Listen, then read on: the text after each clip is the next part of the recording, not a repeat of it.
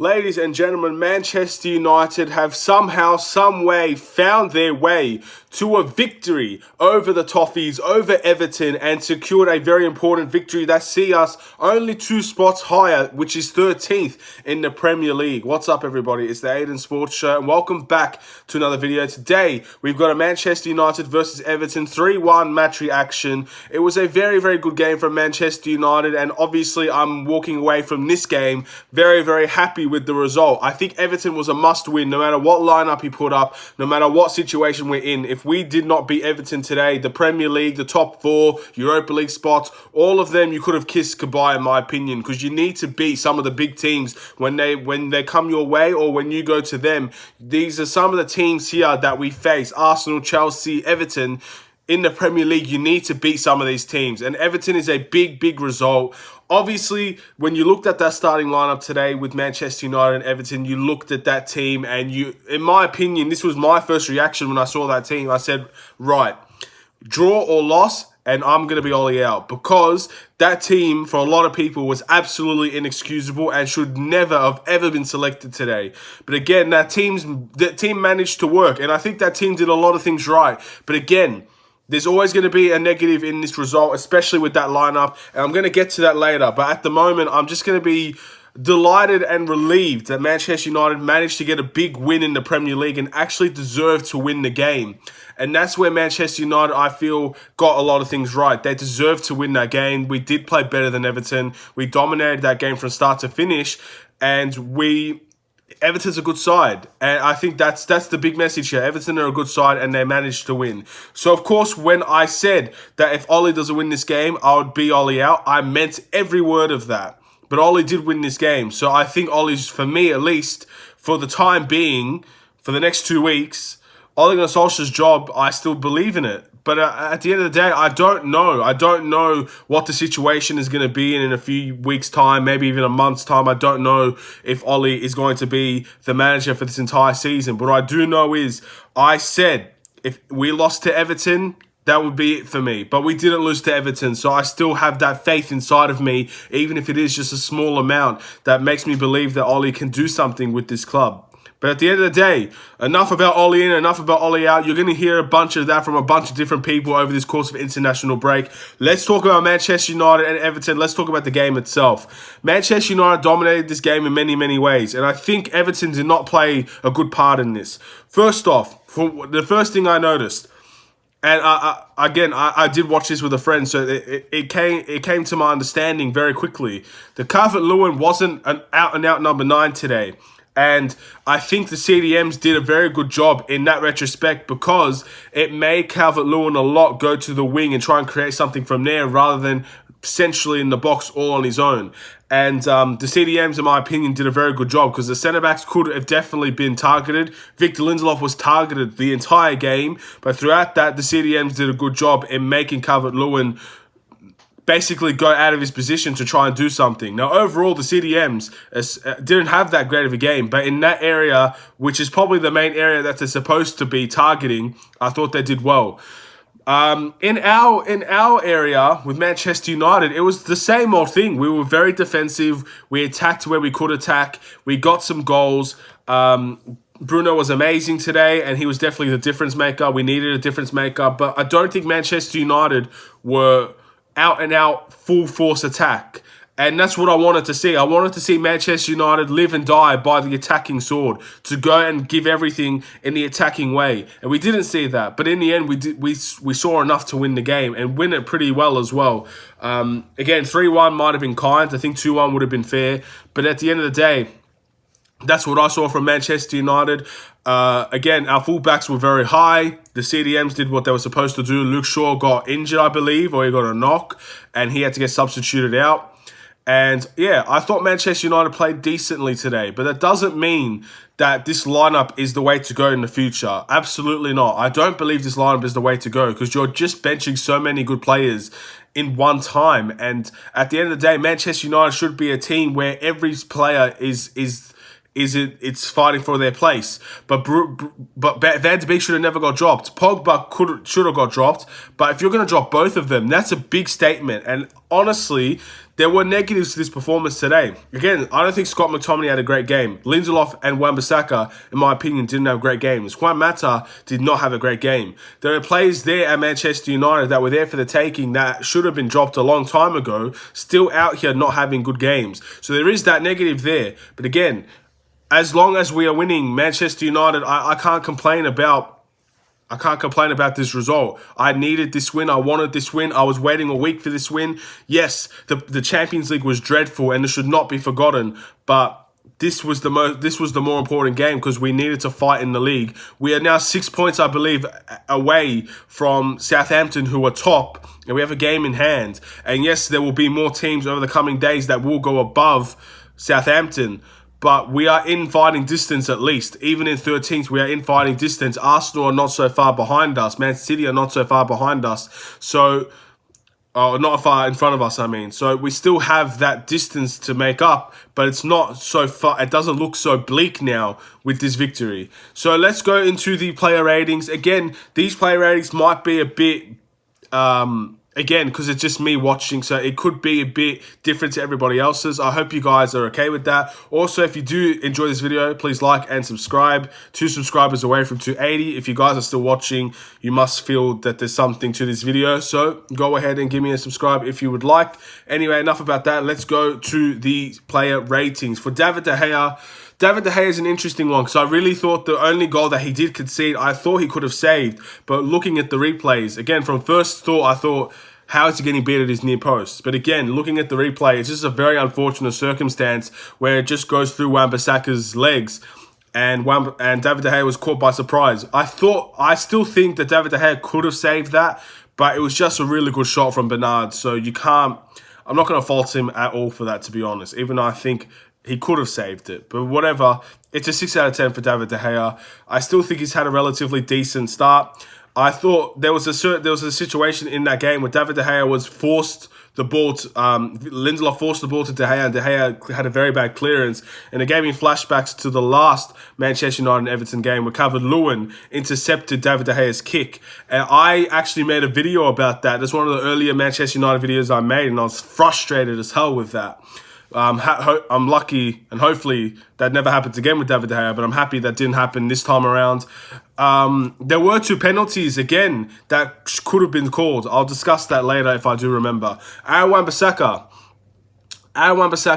in my opinion, didn't have a great game. I thought positionally he was shocking, and I think Calvert-Lewin spun him around a couple times. Bernard spun him around a couple times. So I think at the end of the day with this performance, there were a lot of decent performances, but there were also a lot of underwhelming performances. And unfortunately for Wan-Bissaka, a player that I don't think should be dropped, he didn't have that stellar performance today that we expected. Again, in the second half, he looked a little bit livelier. He looked a little bit defensively more aware. But again, that first half was not his greatest. So I'm going to give Aaron Wan-Bissaka a 5. That might be a little bit harsh. That might be generous. I don't know how people are going to see Aidan Wan-Bissaka's performance today. The far post was still a big issue for Aidan Wan-Bissaka. He didn't really get to those situations. His tackling was always good. Aidan Wan-Bissaka, when he goes to ground, always seems to find that way, find that goal-saving challenge. And he does that a lot. So tackling-wise is not his issue. I think positionally right now is where we're focusing on Wan-Bissaka and trying to make him get better.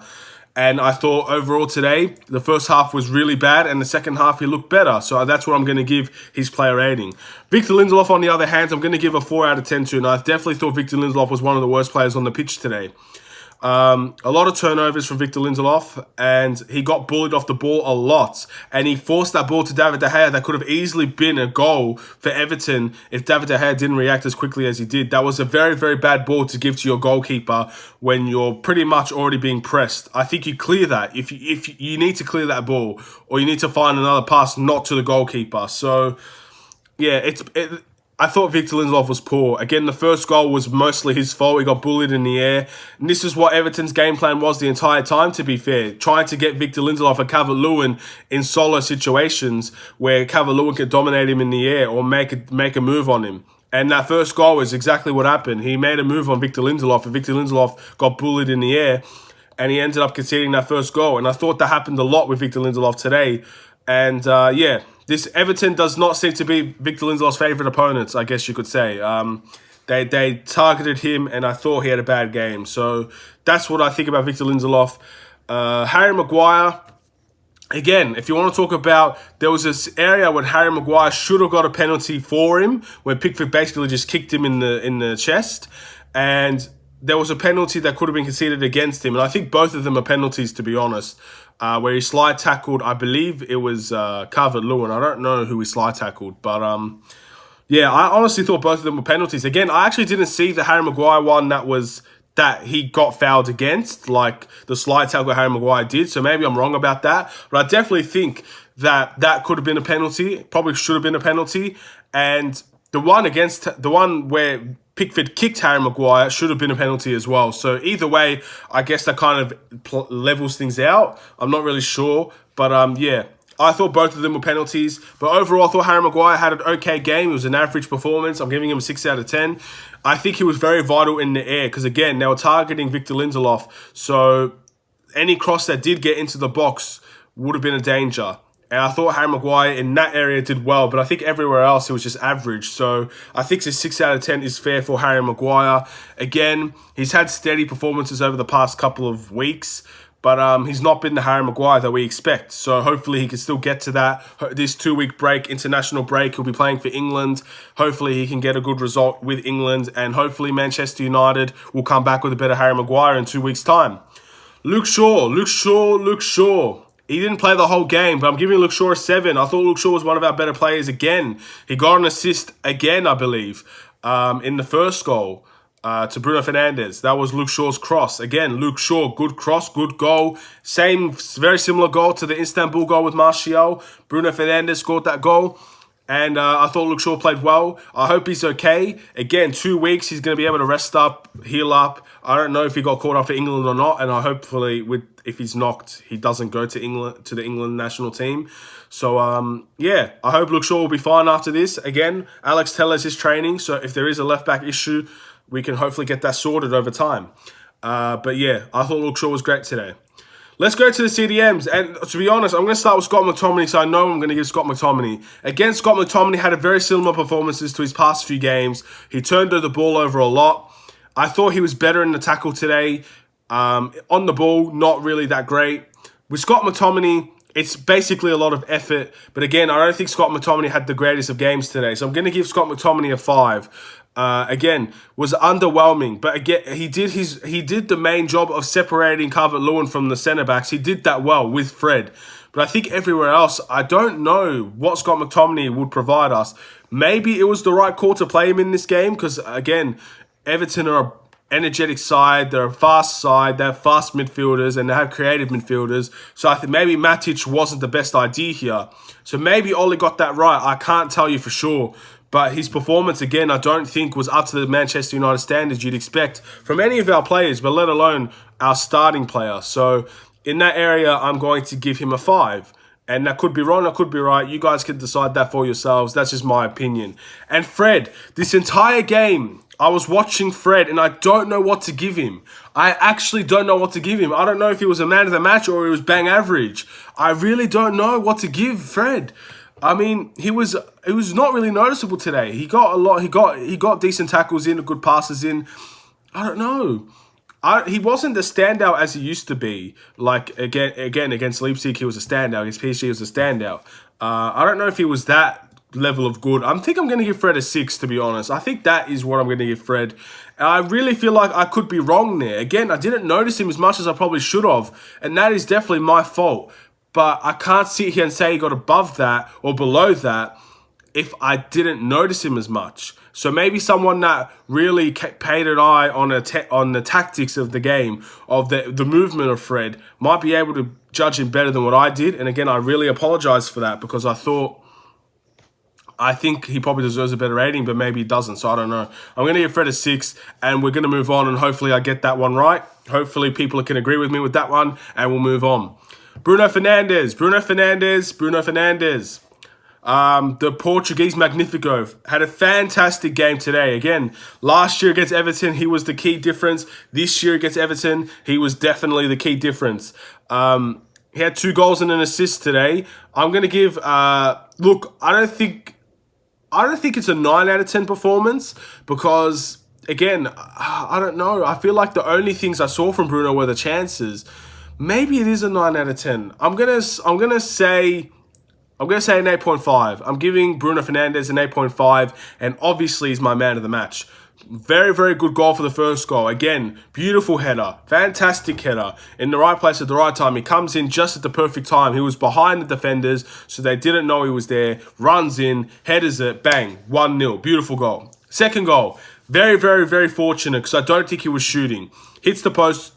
He tries to cross to Rashford. Rashford misses the header, hits the post, goes in. Bruno gets the goal, and funnily enough, Rashford gets the assist. So either way, Rashford contributed to that goal. So well done to Marcus Rashford. And obviously the third goal was a very, very, very good counter-attacking play. Bruno Fernandez is running at the defense. Cavani, who was a substitute, runs alongside with him. Bruno plays the perfect pass, close to offside, but it wasn't, and Cavani seals the deal. Scores a goal that I think Cavani really needed to kick off his Manchester United career. Congratulations to Cavani on your first Manchester United goal. Hopefully there is more to come in the Champions League, in the Premier League, Carabao Cup, FA Cup, any cup we're in. Hopefully Cavani can keep on scoring for Manchester United. It was a very good finish as well. And I think Bruno Fernandez gets an 8.5 out of 10. I thought he was great today. Passing was on point. Not really many turnovers from him. Again, it was a beautiful performance. And this is the best out of Bruno Fernandez. 2 goals and an assist. Fantastic performance. You saw the best out of Bruno today, in my opinion. Let's go on to the wingers and the striker. Juan Mata, in my opinion, was the worst player on the pitch today, again, for the second straight game. Again, it's not necessarily Juan Mata's fault. I love Juan Mata, and I think there's a place for Juan Mata on this squad, but only at the number 10 position. At the right wing position, I'm sorry. I can't see him be positive about Oli, Van Gaal, Mourinho, all playing him on the right. He's not a right winger. Stop playing him in a position where it weakens the team. We are very restrictive when it comes to Juan Mata on the right wing. We restrict what we could potentially be in the final third and in the defensive end with Juan Mata playing as the right winger. It should not be happening for Manchester United. I don't understand why people see this as a good idea. And again, I thought he was poor. Now, is he Victor Lindelof poor? I think he's around the same level. I thought he was definitely one of the worst players on the pitch today. So I'm going to give him a 4 out of 10. 4 out of 10. He's going to get the same rating as Victor Lindelof. I don't want to see him play unless it's a number 10. It's as simple as that. I don't want to see Juan Mata play unless it's at the number 10 position. So, Ollie, if anybody from the tactical side of Manchester United is watching this, play Juan Mata as the number 10. Do not play him as a right winger. You will end up conceding a lot of chances. At the end of the day, how many chances came from that right-hand side? Victor Lindelof was very poor. Aaron Wan-Bissaka was poor. Juan Mata was poor. That right side, Scott McTominay was poor. That right side for Manchester United, or I think it's Everton's left, but our right side was the key to all of their chances. Every single one of them came from that right side. So Manchester United, you saw, I don't need to say it. I don't need to repeat it. I think if you can watch the game back, you will see where I'm coming from here. We need to ensure that we are able to play on both sides of the ball. And Juan Mata, he's a great offensive player, but he's not a defensive player. He does not track back well. I know he tried to track back today. I understand that people will say that he tried to track back, and he did so. Juan Mata had 99 pace in one of the possessions where he crossed the ball to someone on the left-hand side, but that was the fastest I've seen Juan Mata run in ages. So I just don't know. I don't know. I don't think Juan Mata should be playing in this system. I just don't. I think if you're gonna play a winger, you have Dan James, you have Greenwood, who wasn't even a substitute today, and you have Donny van de Beek or Paul Pogba that you can play a diamond with. You don't need to put Juan Mata in this situation. It just didn't work. It doesn't work. It doesn't work. I think we were lucky that everybody else had a decent game that was next to him. Anyway, Marcus Rashford. I mean, he got an assist. I think Marcus Rashford was pretty good today. Again, wasteful opportunities. There were so many opportunities that he scuffed, missed, got bullied off the ball a bit. But he got an assist. So I'm going to give Marcus Rashford a 6. I think that's where I'm going to give Marcus Rashford. Actually, no. If you score 3 goals, you're going to get a better score. I'm going to give Marcus Rashford a 7. By 7, it doesn't matter to me. Doesn't matter to me because To be honest, he should have scored the goal. He had a lot of opportunities. Again, I thought he was lively. That's all I could say. Turnovers was there. Was bullied off the ball. Happened a lot. So with Marcus Rashford, again, it's either a 6 or a 7, or you could go in between. So I want to give Anthony Martial a 6. So that's why I'm bumping up Marcus Rashford to a 7. So I don't think Martial had a bad game at all today. Again, it was his first game back. He did end up, Martial ended up running over the ball a little bit. He always ended up making the wrong run. Or when he had the ball and he was trying to run for it, he ended up making the wrong foot, and he just ended up stopping all the time. He just overran the ball a lot, or the ball overran him a lot. So that was the big weakness with Martial. But again, I thought Martial was a very big part of this game. Yes, he might have not been threatening or dangerous in the attacking force, but I think the Everton players feared him a lot. If you noticed, a lot of the times, Everton's defence, their centre-backs were split because they were so worried about our width, which is something I cannot believe. How are you worried about Manchester United's width? But again, we got a goal from the width, so maybe they should have. They were so separated that it allowed, I think it was because they feared Martial and Rashford. So they separated the centre-backs to try and ensure that they get one of each, which allowed Bruno to get his first goal, in my opinion. So, Everton centre-backs were quite separated, and Manchester United took advantage of that. And Martial, I thought, was a big part of that. I'm going to give him a 6. Again, on-the-ball stuff was quite poor, to be honest. He had good hold-up play once again, but no real attacking opportunities for Martial. And no real presence, but he did make an impact in terms of the defenders did fear that he could make something happen. That's the team. Let's go to the bench. Axel Twanzebe came on for Luke Shaw. Actually thought he played well at left back, but I don't want to see him there again. I think we have Alex Telles. If Luke Shaw is injured and he's not going to play for a few games, we have Alex Telles. I think Axel Twanzebe should be the centre-back for Manchester United. I don't want to see him at right back. I don't want to see him at left back. We saw Axel Twanzebe play off starting and substituting in the centre-back position and the right-back position and the left-back position. I only want to see him as a centre-back. We have Brandon Williams at right-back. We have Foster Mensah at right-back. We have Alex Telles at left-back. I don't want to see Axel Twanzebe playing a left-back. I understand this game you had to because you didn't have Brandon Williams or Foster Mensah on the bench. You had to play Alex Telles. You had to play Axel Twanzebe. That's fine. But most of the time, I don't want to see him starting in that situation. Not for me. Let's keep on going. Edinson Cavani got a goal. I'm giving Edinson Cavani a 7 because it just matches his number, I guess. It still nearly sends me sick that he is wearing our number 7 shirt. But he's a great player. And he scored a goal. It's his first goal. Congratulations. A 7 for the number 7, I guess. It makes perfect sense in my heart, at least. To get his first goal, he should get a 7. Who else came on? Paul Pogba came on. I think that was it. Paul Pogba came on. 6, really nothing. I think people might even give him a 5, but yeah, 6 for me. And that's the team. Man of the match is clearly Bruno Fernandez. Great performance from Manchester United. 3-1 victory. Again, this does not end the Ollie out discussions. This doesn't even come close to ending the Ollie out discussions for anyone that is Ollie out. It's definitely not any closer, to be honest, but it's not further away. So Manchester United got a victory that I think keeps Ollie in a secure place for this international break. And we see what happens. We've got West Brom, we've got Southampton, we've got West Ham. We have a lot of Premier League sides that we should be beating. So we've lost to a lot of teams tonight in this period. We lost to Arsenal, we drew to Chelsea, we beat Newcastle. But overall, this was especially in the Premier League, you expected us to beat Chelsea or Arsenal, and we didn't do either, and we beat Everton. So Manchester United, I think this has been an average international from first international break to this one. It's been pretty average. Fantastic results and then very poor results. So all equals up to an average Manchester United performance over these past few games. So now this international break is coming.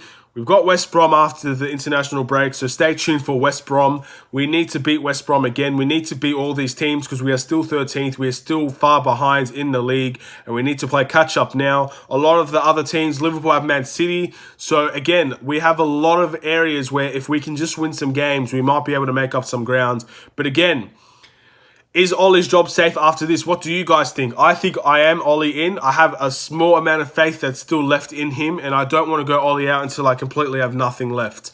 But I still have something left in this manager. He's a legend. He deserves my respect. He deserves everybody's respect. As a manager, he might not be the right one, but I respect him enough to give him the small faith that I do have is out of respect. So, again, let's see what happens with Manchester United. Let's see what happens over the course of the next 2 weeks. I'm not going to take this overboard. I'm not going to sit here saying Ollie's at the wheel, we're back. I'm not going to come out here and react how I did against PSG and Leipzig.